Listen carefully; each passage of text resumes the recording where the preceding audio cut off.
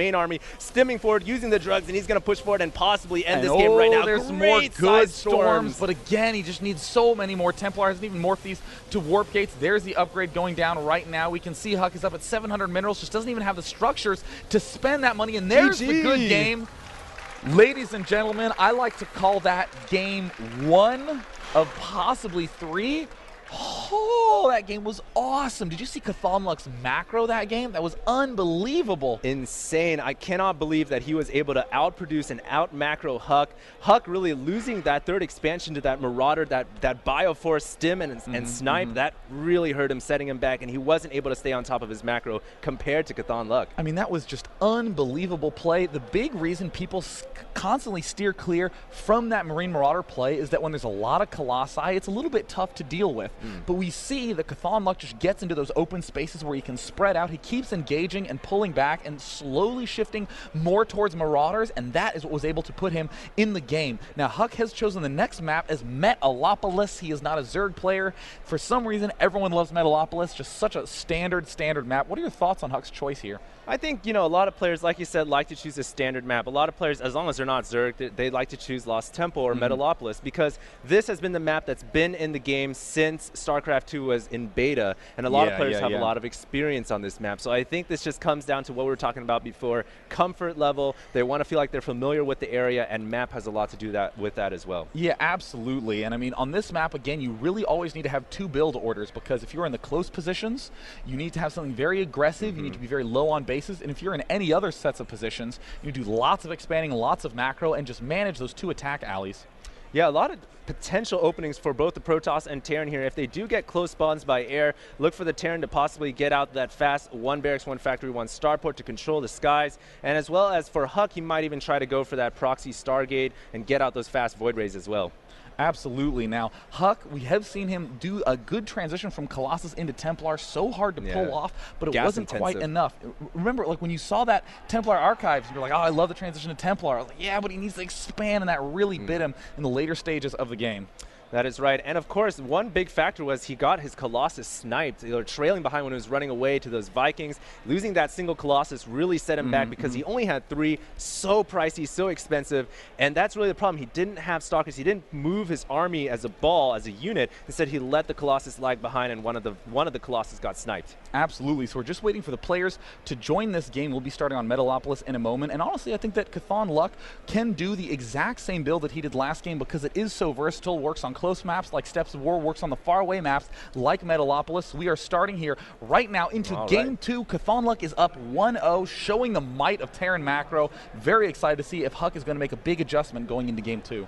All right, ladies and gentlemen, we are here in Raleigh, North Carolina for the semifinals in the winner's bracket, HuK versus CauthonLuck. CauthonLuck currently up 1 game against HuK, and like we all know, StarCraft 2 is a game about momentum and confidence. You got to wonder, is HuK thrown off his game a little bit because he played relatively standard, and you got to wonder, hey, he might be thinking, how can I play this better? What can I do differently here in game number 2? Well, what's going to be very, very nice news for both players is that they are cross-mapped from one another. This, I actually think, will help favor HuK a little bit more. He's going to have that nice, easy, less aggressive stuff to deal with. He has easier natural expansion. He has an easier third base to take. CauthonLuck really does rely quite a bit on those timing pushes. Even though Xel'Naga Caverns has a good bit of space between the mains, it's still a direct path whenever he does choose to attack.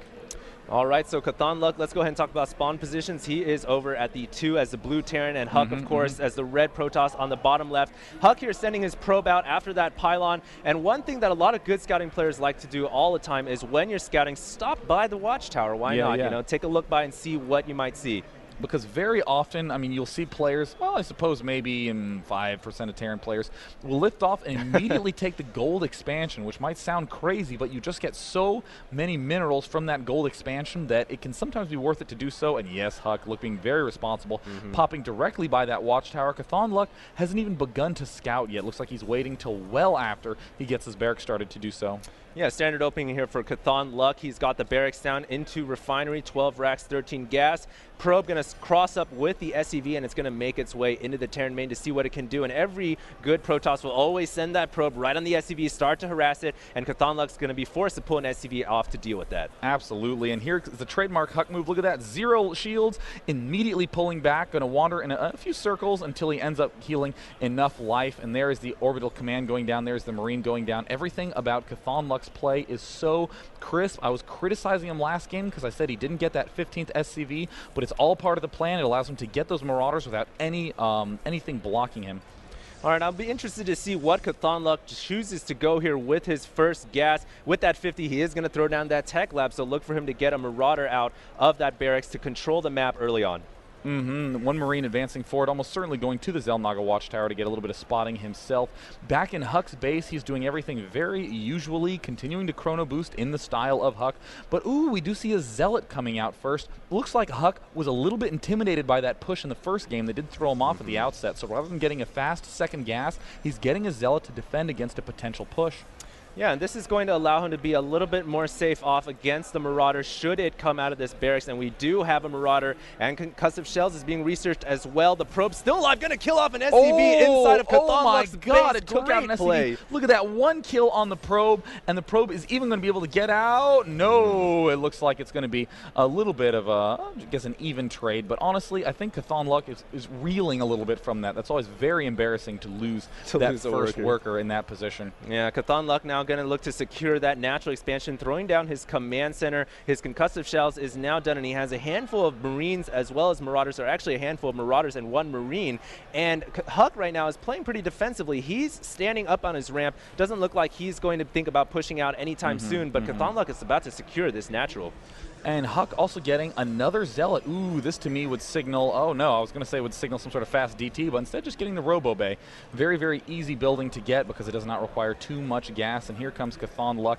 Look, even pulling some guys out of gas. He originally did have 3 in there, but popped them right out. Is going to begin making all those barracks, saving up gas to be able to get a very, very fast stim pack because stim Marines are so potent against pretty much anything Protoss will throw at you early on.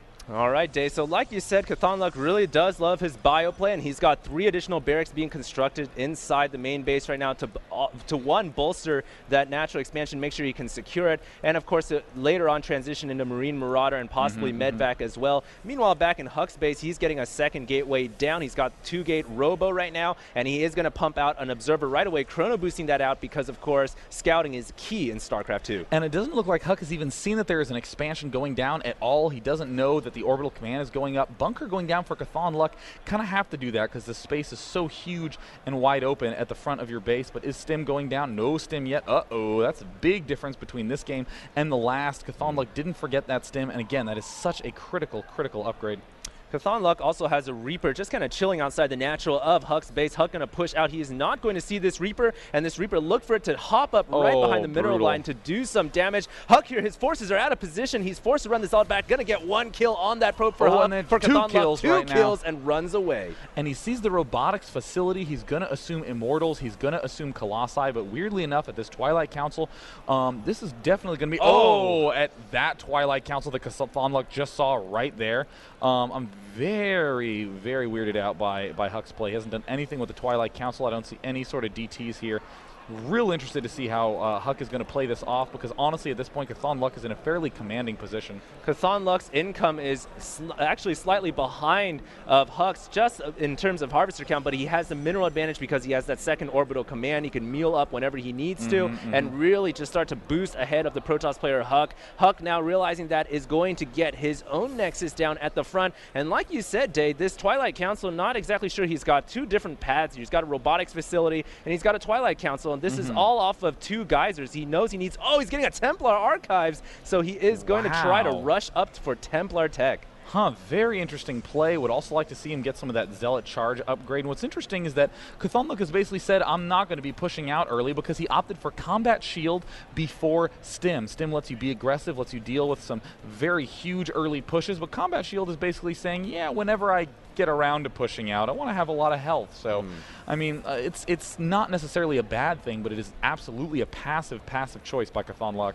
Another great thing for HuK right now is even though he's behind in that command center account, he's got an observer placed very nicely at right outside of CauthonLuck's base. He's going to see this movement from CauthonLuck, who's pushing out with some of his Marines and Marauders. This is going to signal to HuK that he needs to produce some units, and we have some SCVs getting pulled as well. The observer's going to see this though, so HuK knows what's coming. Is he going to be able to react in time? He needs to stop all pro production. He's chrono boosting Psionic Storm. He's canceled a building. He knows he needs as much forces as possible. Can he hold this off? Oh my god, I don't even think he has enough gas to get that many Templar. He has 2 out already. They barely are having enough energy right now. They are at 73, 74 energy right now. CauthonLuck delaying for just a few seconds. Those could be the key few seconds that keeps HuK in this game. Oh my god, CauthonLuck just waited 5, 10 seconds here. All the units pulled back. Does he have charge? No, he does not. Just trying to get as many Templar as he can. And will he get Storm in time? Yes, he barely gets Storm in time. There's the scan. Zealots now moving forward, and uh-oh, here comes some huge storms going down right in the middle, and with no stim, he just has to take the brunt of it, and the Stalkers in the back are going to be able to just chase down all these units in the nick of time getting that storm. CauthonLuck, they're hesitating for just a few seconds. He really could have went in and punished the Protoss player HuK, but now he's forced to run tail behind his legs. He can micro a little bit, but the Marauder gets taken out. He can no longer slow these Zealots or Stalkers, and these Marines' days are numbered. They're running away. The Zealots are just pushing forward, and the Stalkers continuing to fire against these Marines. So much damage dealt by those Zealots, and because the Stalkers are so fast, they can stay in the back and pick off all the Marines. CauthonLuck really wishing he had invested in Stim originally, and here comes some starports out right now. It looks like he's transitioning into a big Banshee play. Going to be playing very, very defensively right now. Needs to get that second geyser if he wants to be able to support all these starports going down in the back of his base. Interesting choice of play for CauthonLuck here. He's basically going to use his infantry now to bunker up and hold this front door, but now he's got 3 starports going down. Obviously, like you said, going to be getting Banshees out. Can he get Cloak in time? Meanwhile, HuK is going to be securing a 3rd base over at the top left-hand position of the map. Such solid play there by HuK, but I mean, this is a big danger that I think a lot of players have. Oh, never mind. HuK's awesome. There's the Observer coming out. Too often players will get a little bit over-eager when they win those fights and just completely abandon all scouting. They will assume that they are in the lead, no reason to try to advance ahead, and it looks like CauthonLuck is going to be going for Banshee medevac. What's going to be produced out of these starports? Oh, it looks like some Vikings. Oops, a little bit of a misstep there. Unless he's just trying to kill off as many observers as he can and get some sort of miracle swing back into the game. Yeah, he's going to be producing a mixture of units here. He is getting Cloak for his Banshees, so he is going to have some Cloak Banshees in play in the next couple of minutes. CauthonLuck now really falling back onto defensive Terran mode. He's just going to macro up. He's currently at 47 Harvesters over HuK's 45, but the important thing to note is HuK has his 3rd expansion warping in, and very soon he's going to Maynard all of his workers over there. He's also got 4 Templars chilling at that 3rd base as well, just waiting to storm. CauthonLuck here is lifting off his factory, and he's going to float over and find that expansion. That's going to be pretty revealing, but I mean, if I were HuK, I would just assume it's more Marauder, Marine, medevac action. And is that Observer? No, it doesn't look like the Observer is going to get a chance to see anything inside the main of CauthonLuck, completely hidden. That there are a bunch of Banshees coming out right now. And is HuK getting any more Observers? No, this could be potentially game-ending for HuK. This is a big mistake we've seen many players fall to in this tournament. They just abandon detection, and big Banshee numbers win the game.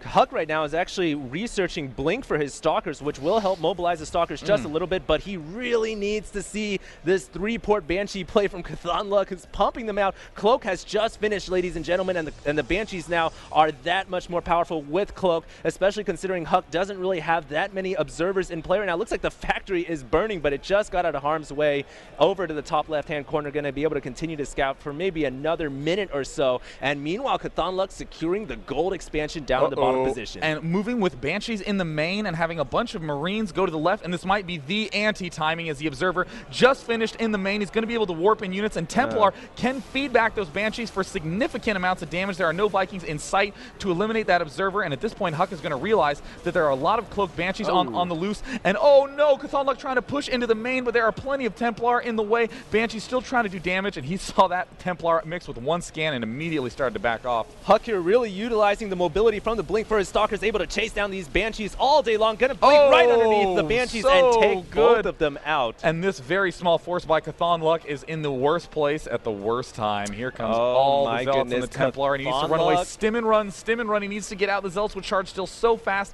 Not going to be enough. And look at that, more Zealots with charge.